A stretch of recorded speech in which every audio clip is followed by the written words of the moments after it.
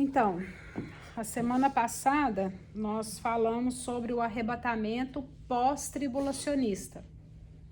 Não foi isso? Vocês assistiram a aula? Eu assisti. Assistiu, né? Muito bem, gracinha. Ah, é só o Régio que não tava, né? Um pedacinho no final. É, pegou só o final, tá certo, é. Agora que eu lembrei. Mas eu assisti depois também. Muito bem. Entender melhor. É, vai fixando. Então, nós falamos da posição pós-tribulacionismo, né? Expliquei para vocês. Ficou alguma dúvida sobre isso? Não? Régio? Ficou, porque eu não tava aqui, né? Então, vai assistir a aula. Vou assistir a aula e vou trazer minhas dúvidas. Tá bom. Hoje nós vamos falar sobre o arrebatamento mesotribulacionista. Então, nós estamos fazendo de trás para frente. Pós, que é a igreja será arrebatada no final da tribulação. Agora nós vamos falar do meso, tá? O meso, a igreja seria arrebatada no meio da tribulação. Lembra que eu falei para vocês que os 3 primeiros anos serão anos de falsa paz e depois os 3 anos e meio até 7, juízo de Deus. Não foi isso que eu expliquei? Então, qual que é a diferença, então, do posicionamento do pós para o meso? Não tem muita diferença, tá ok? E o que a gente tira disso, ó? Todos os argumentos contra o pós-tribulacionismo também servem para contradizer o MID. O que eu quero dizer? Por que eu comecei de trás para frente? Porque eu estou mostrando para vocês cada um deles e os pontos que cada um defende que vai contra o que a palavra de Deus fala, tá? Então, eu mostrei para vocês a questão do pós, né? Os motivos pelo qual eu entendo e a gente vê na palavra que a igreja sobe antes, tá? Mas é o que o pastor sempre está colocando e eu também vou ficar falando o tempo todo. Ninguém perde salvação por acreditar. Pré, mídia ou pós, tá bom? Mas é necessário observar que a igreja passar pelos primeiros 3 anos e meio da tribulação. Lá no livro de Apocalipse, nós vamos estudar ainda dos 144 mil. Lembra que eu falei para vocês? Desses 144 mil, são 12 mil de cada tribo de Israel, tá ok? E esse pessoal aí, eles vão ficar durante a tribulação falando de Jesus, tá ok? Eles vão ficar levando o evangelho, vamos dizer assim. Mas depois nós vamos estudar sobre isso. Só que o que é o problema? Essa galera aqui, dos 144 mil, Deus levanta essa galera aqui. Então, se a igreja sobe no meio da tribulação, o que vai fazer com 144 mil? Porque os 144 mil precisa estar aqui. Os 144 mil, se a gente tira eles, é como se eu pegasse o corpo, a metade do corpo aqui, ó, levasse uma galera pro arrebatamento e deixasse a outra. Entenderam? Uhum. Porque o que acontece? Eles vão estar aqui durante a tribulação. Então, como que Deus leva a igreja e deixa para trás os 144 mil? Então, consegue perceber a fragilidade disso? 144 mil está incluso na igreja. Não, eles são judeus. Eles são do povo de Israel. São 12 mil de cada tribo.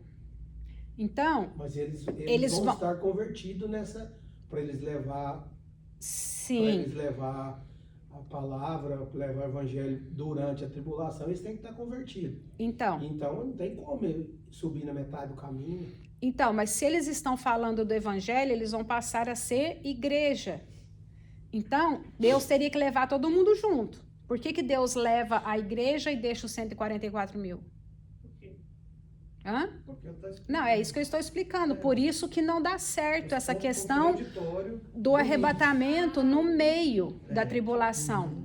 Porque como que Deus leva a igreja e deixa os 144 mil? Porque os 144 mil, eles vão estar pregando durante a tribulação. Eles vão ser selados, separados para isso. E no texto fala que eles estarão levando o evangelho durante a tribulação. Exatamente. Então, esse vídeo aí, tem gente que acredita nisso aí? Sim. Por que eles acreditam nisso? Por que existe essa linha? Porque se é falsa paz, os 3 primeiros anos, né, uma falsa paz que o anticristo vai trazer, então Deus teria que levar a igreja antes da manifestação do anticristo, porque o anticristo, pro meso, o anticristo ele se manifesta no meio, não é o que está escrito lá no livro de Daniel? Só que o anticristo ele já se manifesta desde o primeiro ano aqui, porque ele vai trazer a falsa paz, ele vai trazer um engano. Então, para o meso, como o anticristo fala, vocês estão falando que eu sou o Messias? Pois é, eu sou. Antes disso, Deus leva a igreja. A interpretação deles é essa. Entenderam? Mas ele vai estar atuando, ele vai atuar durante os 7 anos. Os 7 anos. Só os 3. Exatamente. Exatamente. Então, é porque assim, eu não quero ficar antecipando muito para vocês, porque senão vocês vão ficar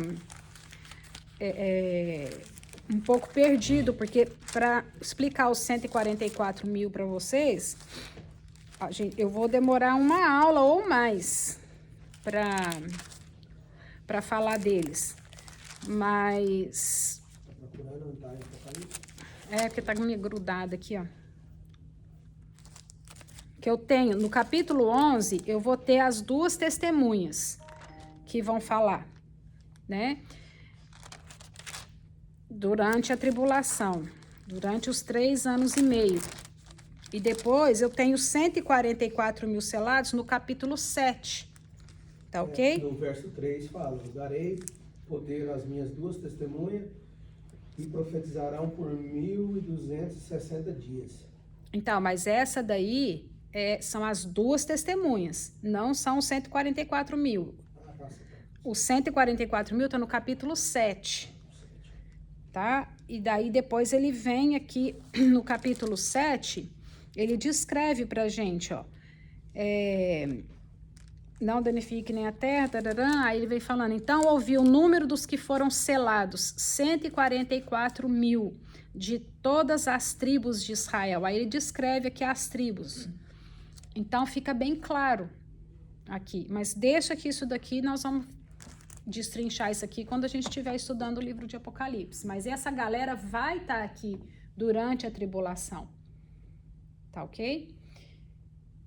E aí, se for, que eu coloquei, se fossem salvos enquanto Deus ainda estivesse acrescentando pessoas ao corpo de Cristo e quando o arrebatamento ocorresse, fossem deixados para trás, o corpo ficaria desmembrado e incompleto.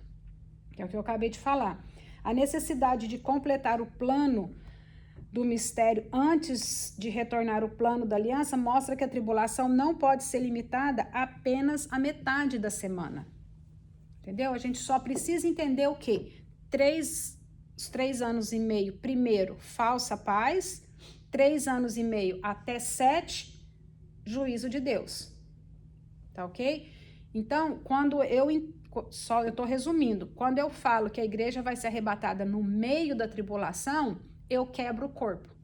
Porque se os 144 mil vão ser selados por Deus para estar aqui falando dele, então como que Deus leva a igreja e deixa os 144 mil? Tá? Então eu estaria partindo o arrebatamento no meio. Isso. Ficou alguma dúvida nisso?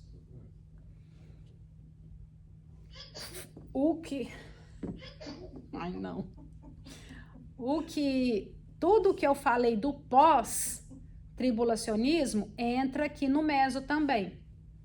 Tá ok? Basicamente essa linha de raciocínio, essa escola não fecha com o que a palavra de Deus fala. Tá ok? Mas é aquilo que eu sempre tô falando. Quando a gente faz o estudo das 3 principais escolas, a gente tem que ver qual delas mais se alinha com a palavra de Deus. Então, se eu tenho 1, 2, 3 argumentos, 4, que não bate com o que a palavra de Deus fala, então, deixa ela de lado, não considera, ok? Então, vamos lá. Arrebatamento pré-tribulacionista. Porque a discussão, como eu não acabei de falar para vocês que os argumentos são os mesmos, do meso e do pós, agora vocês vão ver que o pré é totalmente diferente. Tá ok? Então, vamos lá. Podemos observar facilmente que o método literal de interpretação exige um arrebatamento pré-tribulacionista da igreja. O método literal de interpretação aplicado de maneira coerente leva necessariamente a outra conclusão, a de que a igreja será arrebatada antes da 70ª semana de Daniel. O que eu estou querendo dizer aqui? O mídio já acabou, nós já entrou no pré agora. Agora nós estamos no pré. Agora entrou na nossa casa. Isso. Agora nós estamos no pré. O que eu estou querendo dizer aqui? Eu tenho que pegar o texto e ler ele de forma literal. Exatamente o que o texto está falando. Eu não tenho que ficar fazendo arranjos. Eu tenho que buscar. Lembra que eu falei para vocês que a Bíblia se auto-explica? Às vezes a gente lê um texto e não consegue entender, mas aí depois a gente busca outro texto com o mesmo assunto e você consegue entender. Vou dar um exemplo. As pessoas sempre me perguntam da questão do simbolismo do livro de Apocalipse. Então, eu vou ensinar para vocês, mas já antecipando, que a besta que sai do mar, tá lá no capítulo 13, a gente sabe que a água representa povos e nações. Aí as pessoas falam, mas como que você tira que a água representa povos e nações? Está escrito. É só você ler mais um pouquinho adiante, que o próprio anjo vai explicar povos e nações. Entendeu? Obviamente, eu já falei para vocês, não é um monstro que vai sair do mar, não é isso. Aí entra o simbolismo. Quando a gente tem a descrição daquela besta que sai do mar e Satanás dando poder para essa besta, então ele só pode estar falando do anticristo, tá ok? Então é assim que a gente interpreta o texto. Então a gente tem que ir de forma literal, no que o próprio texto está falando para a gente, entenderam? No caso aqui, que a gente está vendo o arrebatamento do pré-tribulacionismo, a gente lembra que eu falei para vocês, eu não posso isolar o livro de Daniel. Porque quando eu pego o livro de Daniel e que eu pego a última semana, lembra que a gente estudou a última semana? Eu não consigo pegar o pós e o mid e encaixar isso dentro da última semana de Daniel. Entenderam? Agora, no pré, isso já tá assim, ó, encaixado como uma luva. Vamos ver por que aqui, ó. Existem várias palavras usadas tanto no Antigo Testamento quanto no Novo em referência ao período da 70ª semana, as quais, quando examinadas em conjunto, não é de forma isolada, eu preciso analisar em conjunto, oferecem a natureza essencial ou o caráter desse período. Então, eu separei aqui, ó, os pontos importantes. Por exemplo, a ira de Deus. Eu tenho vários textos na Bíblia que vão falar da ira de Deus. Apocalipse, 1 Tessalonicenses e Sofonias. Então, esses textos, todos eles falam a mesma linguagem. A ira de Deus sobre os ímpios. O julgamento, por exemplo, ele vai estar lá em Apocalipse. Ele traz todo o julgamento, como que Deus vai julgar as nações. Indignação, está lá em Isaías. Castigo, Isaías. Hora do julgamento, Apocalipse 3:10. Nós ainda vamos estudar sobre isso. Hora da angústia, Jeremias 30, versículo 7. Destruição. O que eu aprontei aqui, gente? J o quê? Eu acho que é um L? O que é isso aqui que eu pus? João Lucas 1,15. João Lucas? Deixa eu só confirmar aqui, mas é Jeremias. Jeremias, 1,15 Jeremias. Olha, ainda abri na página ainda. 1,15. Não sei o que eu aprontei ali não, mas tudo bem. O de baixo também.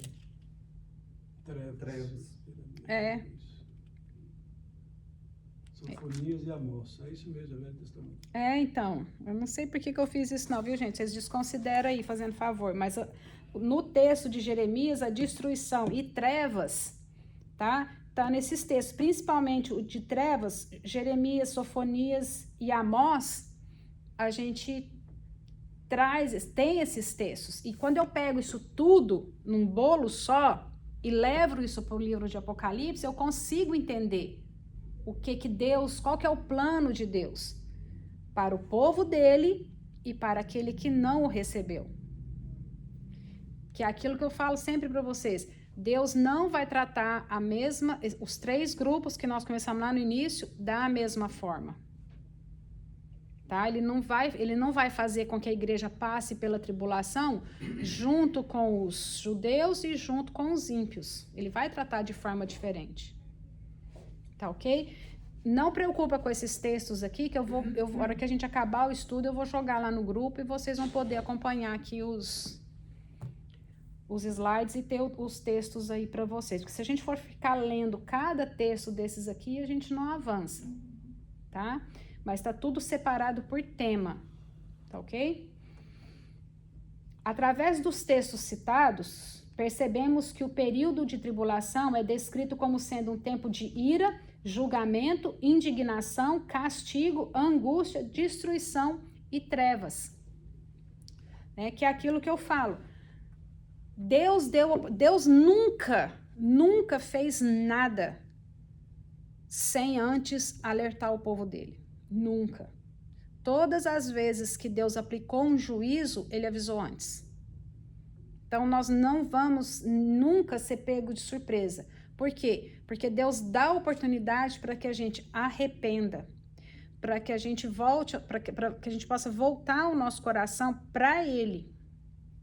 Porque a nossa natureza, a Ana, Pastor Marcelo, Danilo, Ana Paula, Gabi,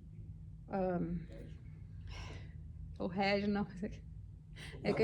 Não, é o Régio, mas é porque é Reginaldo, não é? É Reginaldo? É Régio mesmo? Pois é, por isso que eu tô aqui na dúvida, que a gente chamaria de Régio, eu não sabia se era Reginaldo ou Régio. Cada um de nós aqui, ninguém de nós aqui, nós somos perfeitos. Se a gente fosse perfeito, a gente não estaria aqui. Nós temos os nossos defeitos, os nossos pecados, os erros que nós praticamos todos os dias. O fato da gente estar aqui dentro da igreja não significa que nós somos santos. Muito pelo contrário, nós estamos aqui para aprender da palavra de Deus e buscar a santidade. Entenderam? E nós vamos cair todos os dias, todos os momentos. Vocês 2 batizaram agora. O fato de ter sido batizado aqui naquele dia não significa dizer que vocês saíram das águas santas. Não é assim. A luta nossa é para matar o velho homem, para que nasça o novo homem Cristo. E não é fácil. Esse processo não é fácil. Não é um milagre. É um processo. Tá? Não vai acontecer como Jesus transformou água em vinho. Não é assim que funciona. Por quê? Porque a gente tem que afastar, tirar da gente tudo que desagrada a Deus. Por isso que Jesus vai falar, sede santos, porque eu sou santo. E lá no livro de Apocalipse, nós vamos ver quem não vai herdar o reino de Deus. Aí é que está o problema. Porque a gente pensa assim, aquele que matou, aquele que adulterou, ok, eles não vão herdar o reino de Deus, mas aquele que matou e se arrependeu, pediu perdão para Deus, vai. Mas aquele mentiroso que engana todo mundo e não se arrepende de mentir, por exemplo, ele não vai. Entendeu? Nós que temos que ser sábias, né? Porque a mulher sábia edifica o lar, a tola destrói. Se a gente não tiver alinhado com a palavra de Deus aqui, ó, nós vamos destruir o nosso lar. Só que quem é o cabeça? Cristo. Quem que guia o homem para que o homem guie o lar? Cristo. Então, olha que se o homem não tem Cristo, ele quebra a corrente. Porque se ele não tem o caráter de Cristo, como que ele vai gerenciar a família dele, o ministério e assim por diante? A mesma coisa eu. Não adianta nada eu conhecer a palavra de Deus, igual a Gabi falou. Ana, mas você sabe tudo que você precisa? Não, eu não sei. Eu tenho que estudar. A única coisa que eu amassei muito e que eu estudei muito, escatologia. Então, o fato de eu ensinar, o fato de eu saber, não garante a minha salvação. Porque uma coisa é eu estar aqui ensinando, uma coisa é eu estar aqui falando. É o contrário. Hã? É o contrário. O quê? Às vezes, o muito saber sem pôr em prática, a condenação é mais provável. Exatamente. Por quê? Porque quando eu conheço a palavra e não pratico, é pior. Por isso que a palavra vai falar, é melhor você ficar na ignorância. Né? Mas a gente quer isso? Não, a gente quer ser liberto, a gente quer conhecer a verdade para ser liberto do engano. E o engano está vindo muito forte. É uma faca de dois gumes, né? Porque se você fica na ignorância, você não sobe. Uhum. Se você aprende e fica na ignorância, continuando fazendo o que você fazia, você também não sobe. Então não tem jeito. Mas a palavra diz o seguinte, aí, haverá mais misericórdia para Sodoma e Gomorra do que para aqueles que conheceram a verdade e não a praticaram. Então, como é que é forte. E outra, é o que eu sempre falo. Sodoma e Gomorra, quando foi destruído, eles estavam vivendo tudo de ruim e de errado que você imaginar. Até coisa que a gente não consegue imaginar. E Deus desceu fogo sobre eles. Certo? Só que nós estamos falando de Sodoma e Gomorra, uma região. Agora vamos olhar para o mundo? Se Deus não entrar com o juízo dele logo, Deus vai ter que pedir desculpa para o povo de Sodoma e Gomorra. Não. É verdade, é uma feia coisa. A coisa está muito pior. Muito pior do que naquela época. Então, é por isso que eu falo. As pessoas falam, mas você acredita que o juízo de Deus está para chegar? Sim, eu acredito. Muito próximo. Porque as coisas estão caminhando muito rápido. É igual você falou. Aí o senhor vai ter que pedir desculpa lá para o povo. Então, se Deus destruiu...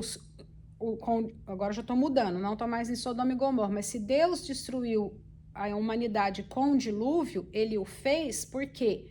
Porque a humanidade se corrompeu.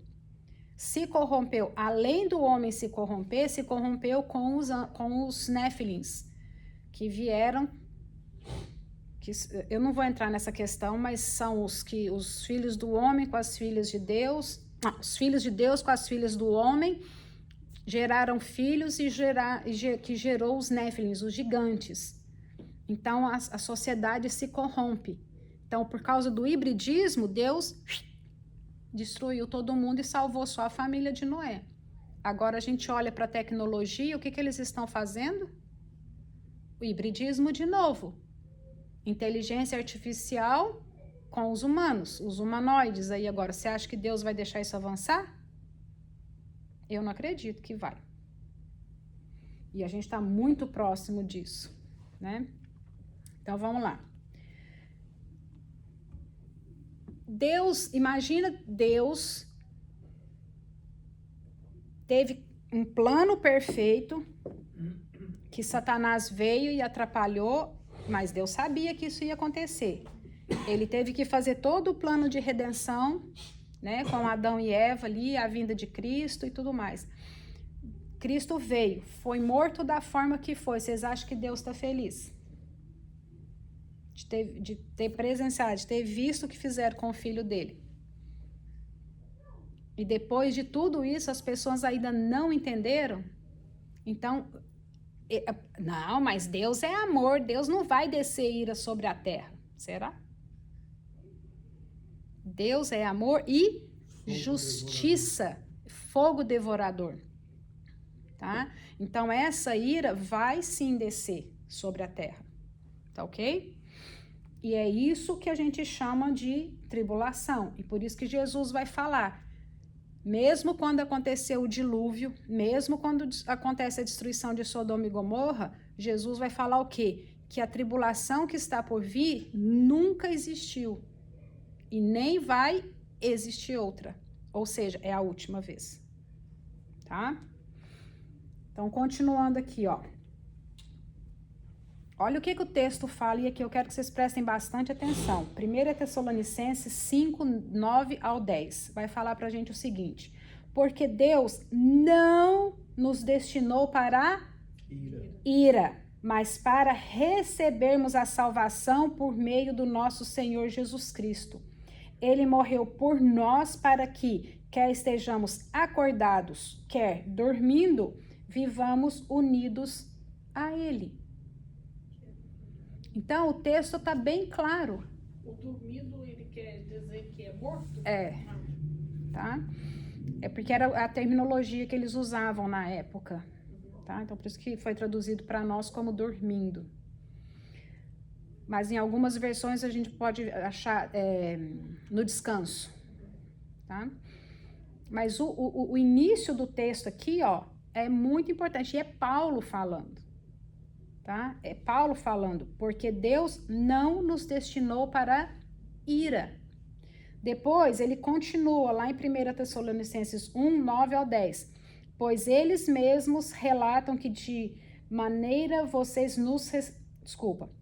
Pois eles mesmos relatam de que maneira vocês nos receberam e como se voltaram para Deus, deixando os ídolos a fim de servir ao Deus vivo e verdadeiro, e esperar dos céus seu Filho, a quem ressuscitou dos mortos, Jesus, que nos livra da ira que há de vir. Então, vocês estão vendo que eu estou trazendo textos para vocês que está na palavra de Deus.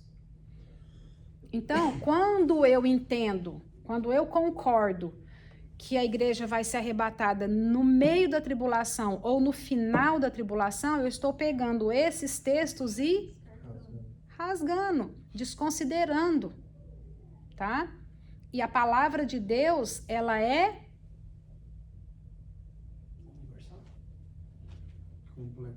completa, ela é plena, tá? Ela é eficaz.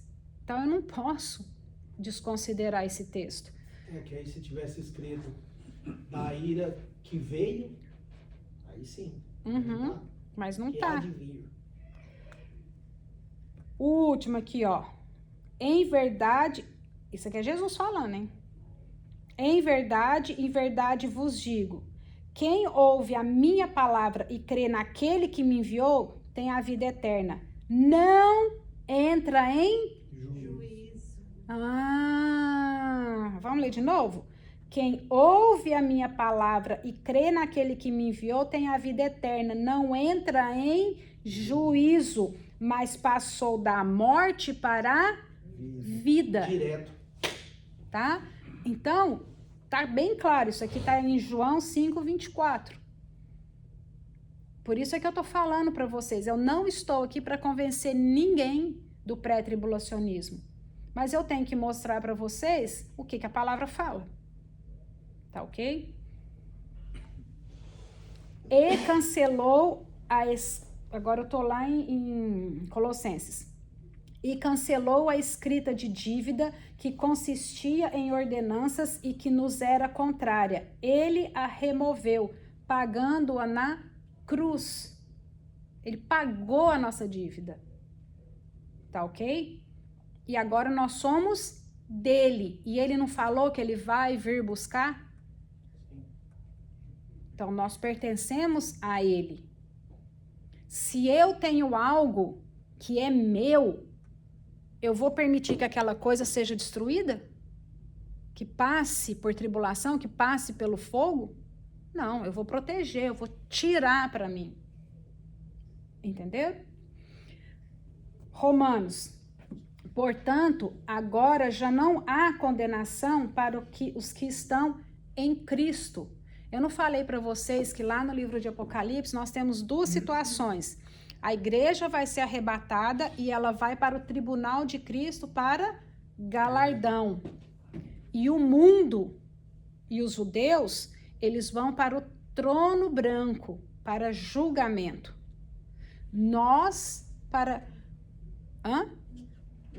para compensação, porque a palavra fala que aquele que estiver em Cristo está salvo. É isso que fala? Não, não é. O texto fala, aquele que crer em Cristo será salvo. Tá ok? Então, aquele que perseverar até o fim, que passar por qualquer tipo de prova, que é o que a gente estava comentando. Quando a gente tá no mundo, o diabo não tá nem aí para nós. Tá tudo bem, tá tudo lindo, maravilhoso. Mas a partir do momento em que a gente sai do mundo e entra para Cristo, aí o mundo cai na nossa cabeça. E é assim com todo mundo. Porque o diabo não quer perder os dele. Entendeu? Mas quando ele perde, ele revolta. E aí ele entra no nosso ponto fraco. E eu posso falar do meu para um ponto fraco. Eu era uma pessoa que eu irava muito facilmente. Eu era uma pessoa que eu irava muito facilmente, eu perdia o controle, eu colocava o dedo na cara das pessoas e eu não estava nem aí. Eu fiz muito isso. Eu me envergonho de falar isso. Mas essa era a Ana, que foi transformada pelo Espírito Santo de Deus e hoje eu não faço isso mais. Eu não vou falar que eu não iro mais, porque eu ainda faço isso. Mas a palavra de Deus, ela fala o quê? Ireis, mas não pequeis. Então, é isso que a gente tem que policiar, tá? Tô morto. Como que a gente ira e não peca, então? Vou pegar o exemplo do Danilo. Vou pegar o exemplo do Danilo. Não, não vou pegar o exemplo do Danilo, não. Pode pegar. Não, não. Não vou pegar, não. Eu vou falar outro. Ok. Eu com a minha filha, por exemplo, tá? A minha filha faz algo que eu não gosto, que me tira do sério, tá ok? Então, aí eu vou chegar lá e ver aquilo ali e eu vou ficar irada, eu vou começar a falar alto. Até aí eu tô irada. Mas a hora que eu começo a ver, no meio da discussão, que eu falo, você é uma idiota, você é uma burra, aí eu tô pecando. Entendeu? Por que você não fez isso, seu imbecil? Morri de novo. Posso contribuir? Pode. Pega o microfone. Entendeu a diferença?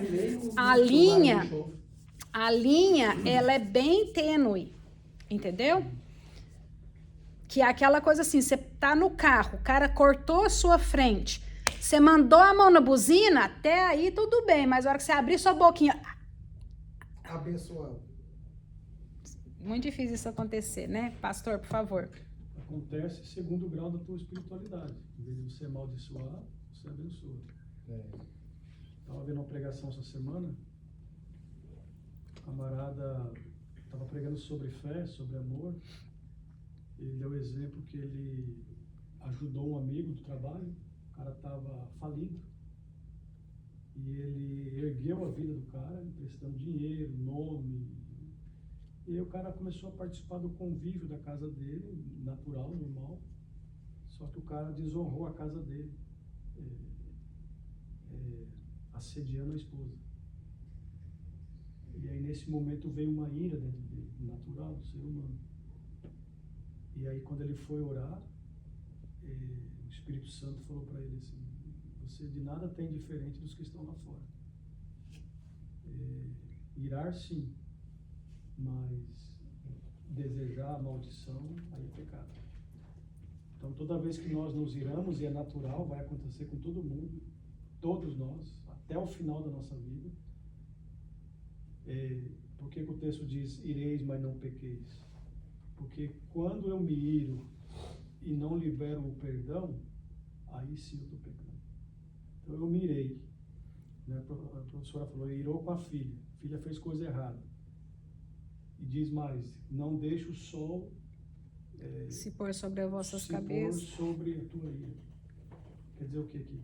O ideal é, deu uma briga, não deixa para amanhã para acontecer a reconciliação. Exatamente. O ideal é reconciliar hoje ainda.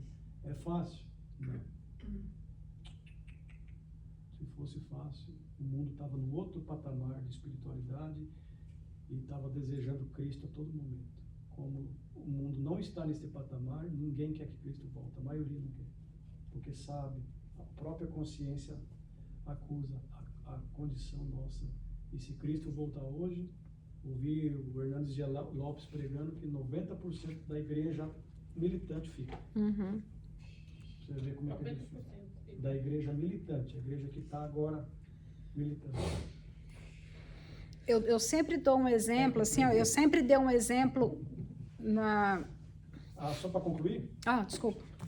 Aí esse camarada que estava pregando, o que ele começou a fazer? Ele começou a orar. E ele ficou 20 dias orando para que Deus abençoasse o coração e a mente daquele homem.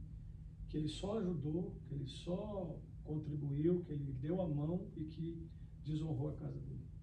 E aí ele falou que no final dos 20 dias o coração dele estava liberado, estava limpo, sem mácula, sem mágoa. E aí ele conseguiu viver em paz. E a maioria de nós não conseguimos esta paz plena, absoluta, porque não conseguimos liberar perdão. E o liberar, às vezes nós falamos, liberar perdão é bom para outra pessoa, principalmente para mim. Porque a justiça não é nossa, a justiça é dele, entendeu? Sim. Quando a gente entrega isso para Deus, ele vai fazer. Entenderam? Porque nesse exemplo que o pastor deu, se esse homem usa da ira e vai lá e mata o cara, por exemplo, matou, né? Então ele vai, porque o pecado ele é perdoado, mas ele tem consequências. Porque esse cara matou, ele vai pedir perdão para Deus, Deus vai perdoar se tiver arrependimento, mas ele vai ficar preso. E isso é a consequência. Entenderam? Então eu sempre dou um exemplo assim, ó. Quando eu usava muito isso em júri, eu tô numa discussão acalorada aqui com o pastor. Os dois estão irados. De repente eu pego numa arma, eu tenho a possibilidade de completar a minha ação e atirar nele e matar, certo? Então eu faço isso de livre e espontânea vontade, a gente chama isso de dolo, que é a vontade livre e consciente de matar alguém, ok? Mas enquanto eu coloco a minha mão no bolso e vou tirar a minha arma, o Danilo dá um pulo em mim e joga a arma no chão, me joga no chão, me segura e me acalma para que eu não cumpra a minha ação. Isso é um homicídio tentado, porque no meu coração eu tive a vontade livre e consciente de matar.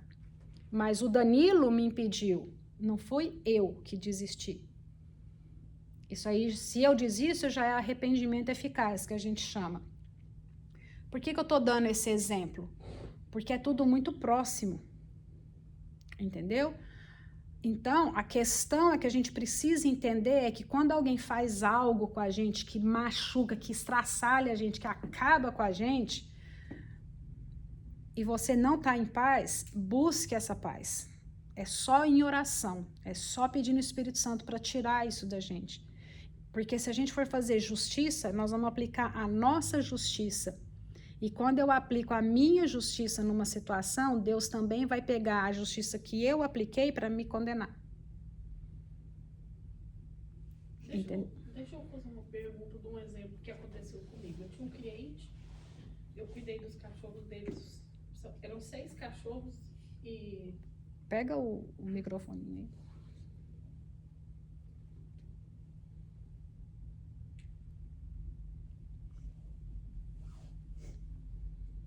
Eu tinha um cliente, ele tinha 6 cachorros e eu cuidei dos cachorros por uns 6 anos, mais ou menos.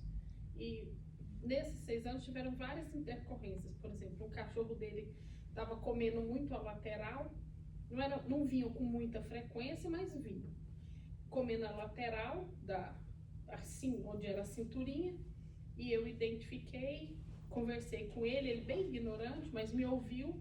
O cachorro estava com um problema renal gravíssimo, tanto que chegou a perder um rim, mas por conta do meu cuidado, cuidou do outro, não chegou a perder.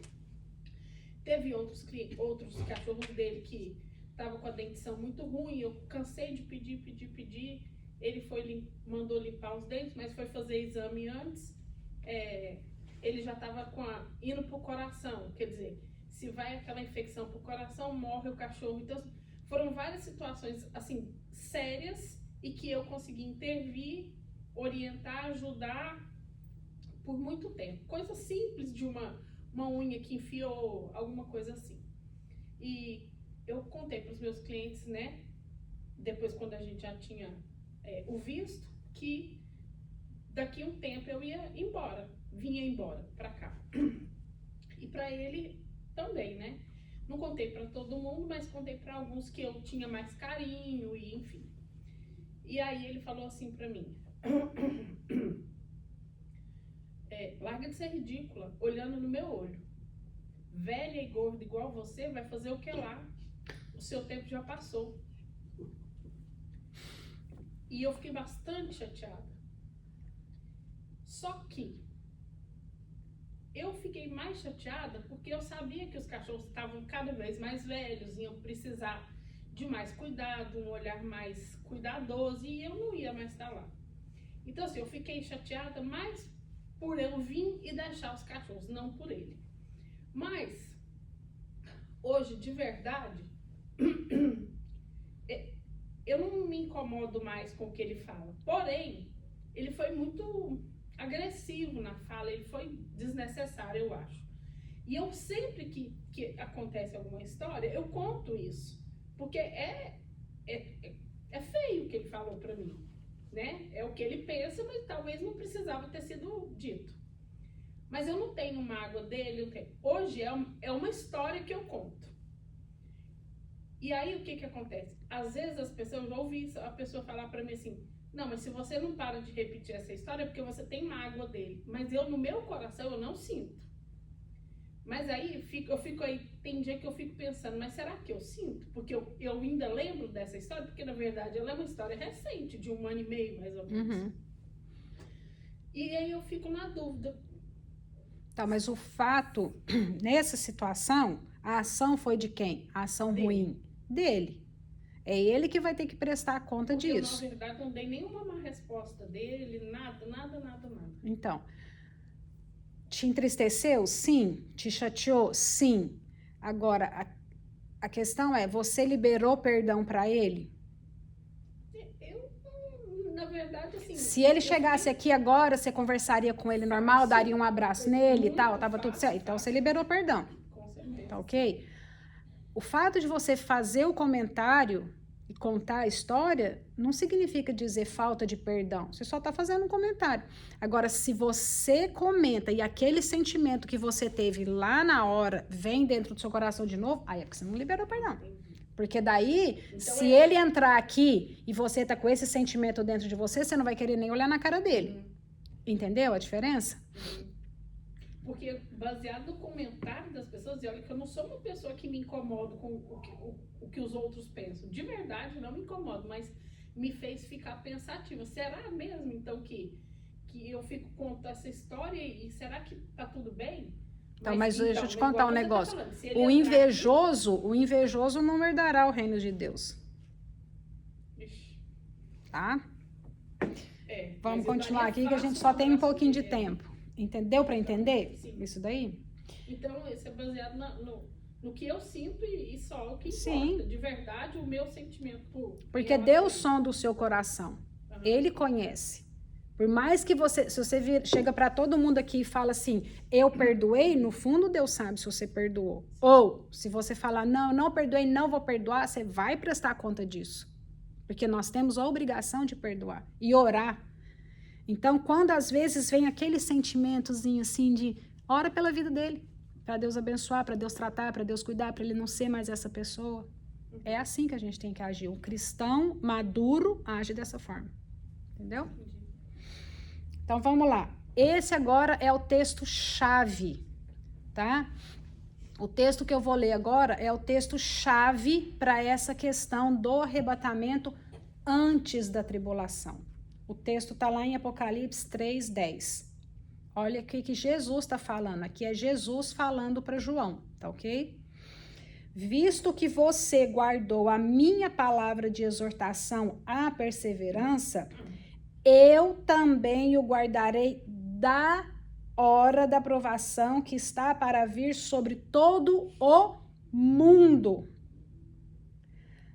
para pôr à prova os que habitam na terra.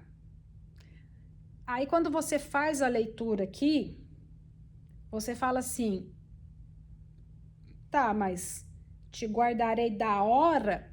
O que os pós-tribulacionistas defendem é assim, ó. Deus vai nos guardar da hora da tribulação. Assim como ele guardou Sadraque, Mesaque e Abidnego lá na fornalha. Assim como ele guardou a família de Ló. Assim como ele guardou a família de Noé. Isso é o que eles defendem. Entenderam? Que Deus guarda, Deus vai proteger. A questão aqui é muito simples de ser resolvida. A gente vai nós vamos no original do texto.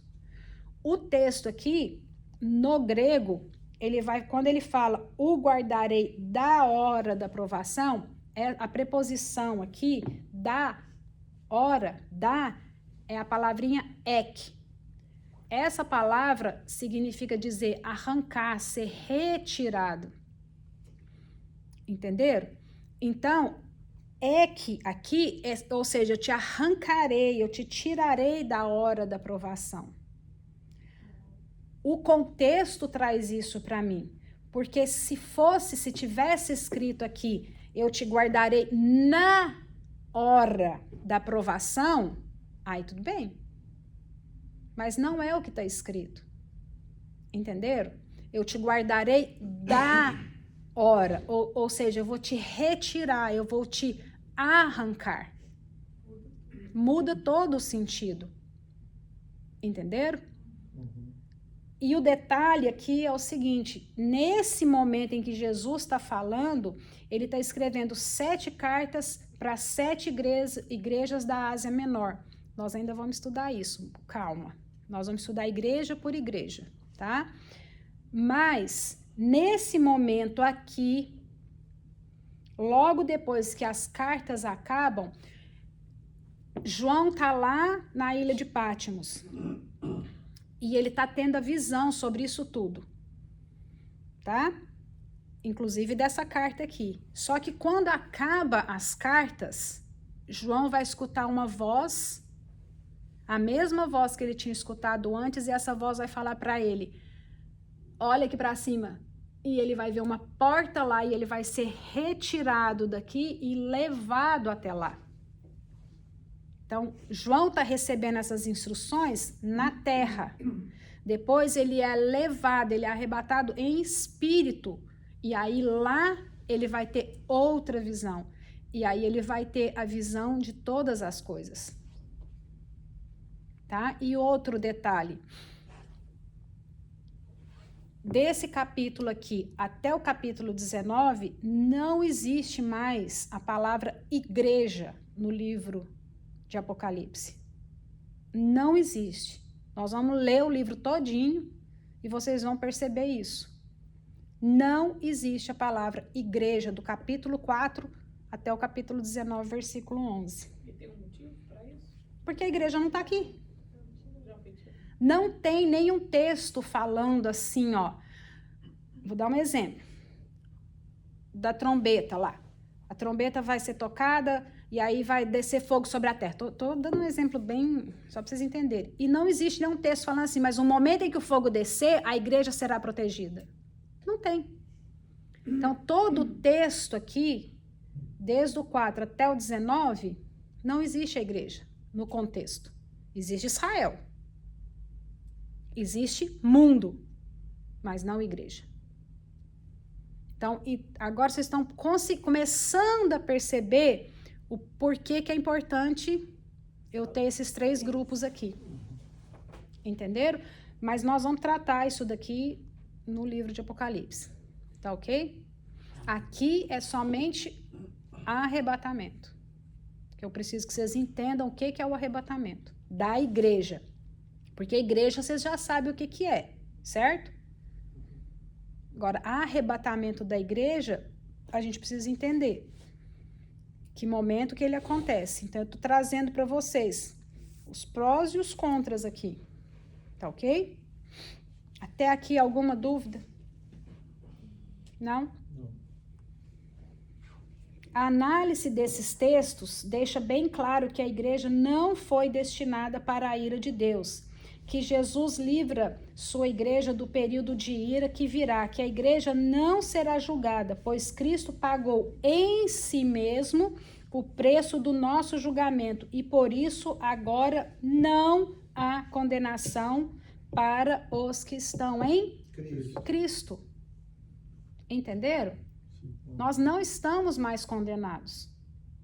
Por isso que a gente não merece passar. Porque se ele levou sobre si os nossos pecados, as nossas pisaduras, levou tudo sobre ele, o preço está pago. Nós somos dele. Entenderam? Entendeu? Você escutou o que eu falei? Entenderam, gente? Tá?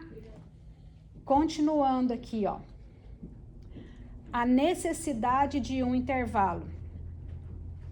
Certos acontecimentos previstos para a igreja após o arrebatamento e antes da volta de Cristo tornam obrigatório um intervalo de tempo entre esses dois eventos.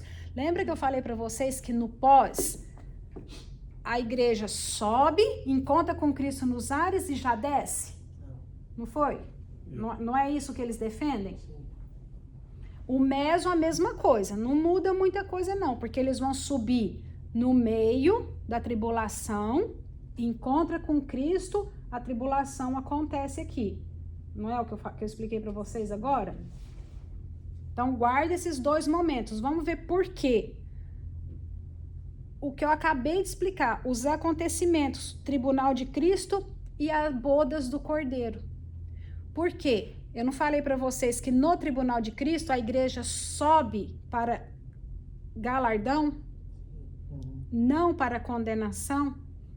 Então, se a igreja vai subir para o tribunal de Cristo para receber galardão, eu não falei para vocês, eles vão ter que ter um momento aqui das bodas do Cordeiro. Aí o pós-tribulacionismo, ele vai defender que a bodas do Cordeiro acontece aqui na terra, enquanto Jesus desce. E outros ainda defendem que Jesus busca a igreja e sobe, mas a Bíblia não traz isso. O texto não fala, o texto vai falar o quê? Que Jesus volta no capítulo 17, versículo 11, e ele estabelece o reino dele aqui. Aqui que ele vai estabelecer o reino dele. Tá? E depois a nova Jerusalém desce. Isso é o que o livro de Apocalipse fala. Então, quando eu entendo que a igreja é arrebatada no pós, em que momento que eu encaixo as bodas do Cordeiro? Entenderam? Então, esses dois acontecimentos aqui já quebra essa teoria, essa escola do pós-tribulacionismo. Entenderam?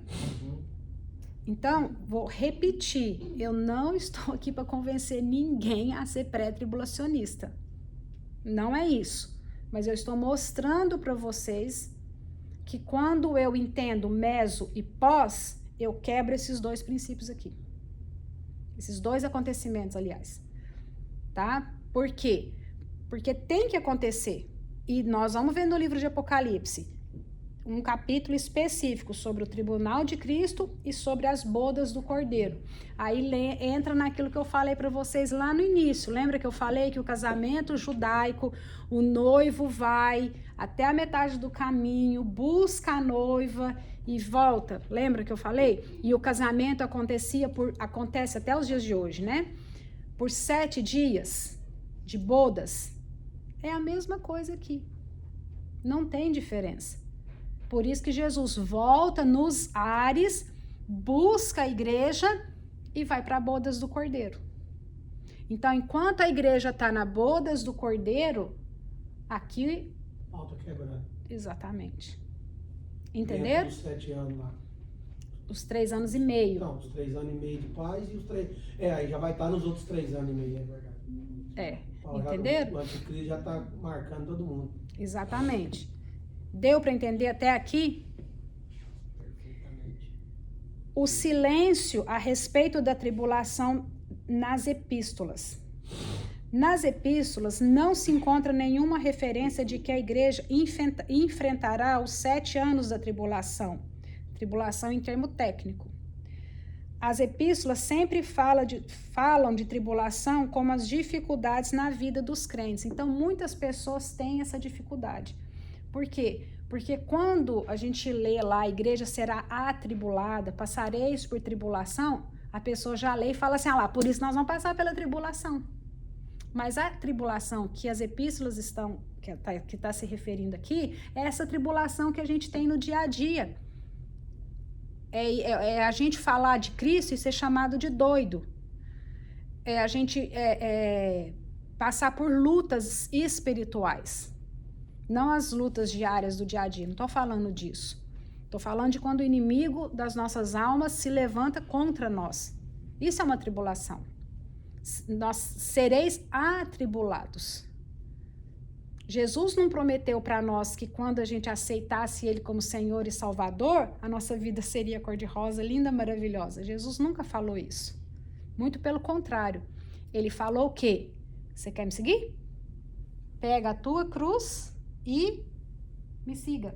Pegar a minha cruz não é eu carregar um peso sobre mim. É eu carregar em mim aquilo que eu sou, me livrar disso para buscar a santidade e estar com Ele. E para isso, não é cor-de-rosa. É pesado, porque vai vir ataque, seta de tudo quanto é lado na nossa vida. Só que a gente tem que estar preparado para isso. Eu consigo passar por isso? Sozinha? Quem que me ajuda? O Espírito Santo de Deus, que me fortalece, é aquele que me dá força, que me levanta todos os dias. Quando eu falo assim, não, hoje eu não dou conta, hoje eu vou chutar o pau da barraca. A Ana quer chutar o pau da barraca, mas o Espírito Santo me incomoda, não faz isso não. Sempre fala tribulação e a grande tribulação. Né? Então, mas a tribulação, que é aquilo que eu expliquei para vocês, quando o texto, ele fala em grande tribulação, e a gente divide em tribulação e grande tribulação, para ficar didático. Então, isso que eu tô... Mas essa tribulação que as epístolas falam, são esses momentos que eu tô... Isso. Entenderam? E aí muitos falam assim, mas se a igreja primitiva passou por toda a perseguição, muitos cristãos foram mortos e tudo mais, não é o que o pessoal fala? Por que a gente não vai passar pela tribulação? Porque isso já ficou lá atrás. E até hoje a igreja é perseguida. Até hoje nós temos cristãos perseguidos. Tá ok? Então, nós vamos parar até aqui. Ana Paula, marca aí, fazendo um favor. Você tirou da anterior? Tá. Não, se você tirou o anterior, já tá bom. Tá? E a gente continua, então, na próxima aula. Obrigada, pastor. Morar para a cabeça? Não.